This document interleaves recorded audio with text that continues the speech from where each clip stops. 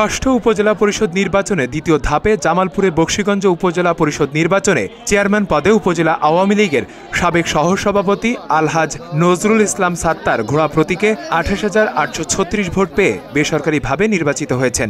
তার নিকটতম প্রতিদ্বন্দ্বী প্রার্থী আব্দুর রৌফ তালুকদার মোটরসাইকেল প্রতীকে পেয়েছেন ২৭,৮০৯ ভোট। এছাড়াও ভাইস চেয়ারম্যান পদে মোহাম্মদ শাহজালাল টিউবওয়েল প্রতীকে ৩০,১৮০ ভোট এবং মহিলা ভাইস চেয়ারম্যান পদে জহুরা বেগম হাঁস প্রতীকে ৩০,৯৭৬ ভোট পেয়ে নির্বাচিত হয়েছেন।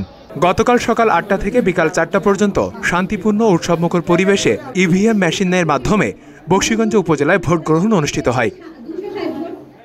রাতে বকশীগঞ্জ উপজেলা নির্বাহী কর্মকর্তা ও সহকারী রিটার্নিং কর্মকর্তা অহনা জান্নাত বেসরকারিভাবে এ ফলাফল ঘোষণা করেন।